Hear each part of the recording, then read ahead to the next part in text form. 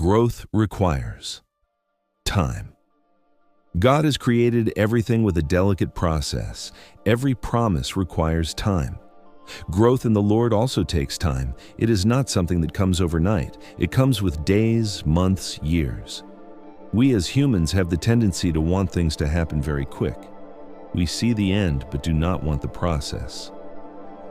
So often with everything God has created, it takes time to develop.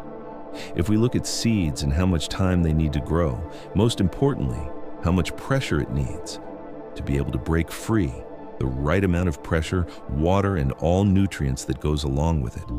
We are like seeds, and God is the master gardener who knows what he is doing, who knows and understands, who has the knowledge of all things. Before I formed you in the womb, I knew you, and before you were born, I consecrated you. I appointed you a prophet to the nations. Jeremiah 1:5. The Lord, before we were born, already had a plan for us, and he already knew us, meaning he understands what he placed within us, and he has the full knowledge of who we are before we set foot on this earth. Now, in between him calling us and revealing to us what he wants us to do is a process that takes place. The process is important. It prepares you for the promise. Joseph had a dream. His dream spoke of the great destiny he carried, Genesis 37:5. He was 17 years of age. He had 2 dreams. In between his dreams, prophecy coming to pass was a process that had to take place.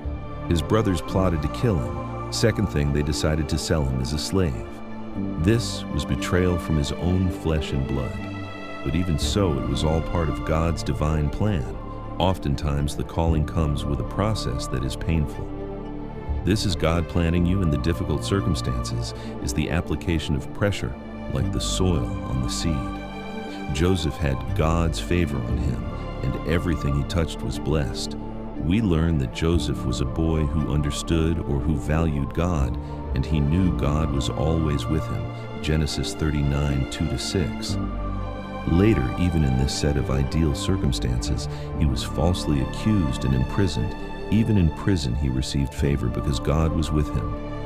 This was not the end for him, but it was his budding and flowering stage before the fruits. I believe every believer passes this stage. It's right after we have been planted and our roots have sprouted. This stage of our growth comes before we bear fruit. After he is imprisoned, God sets the stage for him. He interprets the dreams of the king's cupbearer, and the baker read Genesis 40. The cupbearer was restored, and Joseph only asked to be remembered or his name to be mentioned to the king. This was his attempt to free himself from imprisonment. I believe the Lord had other plans. So often when the Lord uses us to help those in power or in an advantaged position to benefit us in the natural world, we try to use that to get forward in life without thinking if it's in God's timing or not. My encouragement to you all reading this is God's timing. And process may seem painful or controversial, but it's needed. But God chose what is foolish in the world to shame the wise. God chose what is weak in the world to shame the strong, 1 Corinthians 1:27. Later we read, the Pharaoh has a dream, and the cupbearer mentions he knows a person he met in prison. Joseph interprets the dream and becomes Pharaoh's right hand.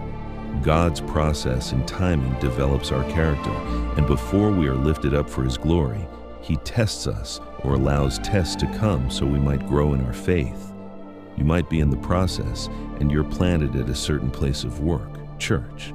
At times you might seem to be overlooked, but in essence it might be the Lord preparing you for something greater. Remain patient and trust in his supernatural timing, because he who has began the work is faithful to finish it. James 2:5. Listen, my beloved brothers, has not God chosen the poor of this world to be rich in faith and to inherit the kingdom he promised those who love him? Growth is taking place. Yield under his mighty hand so you may be lifted up.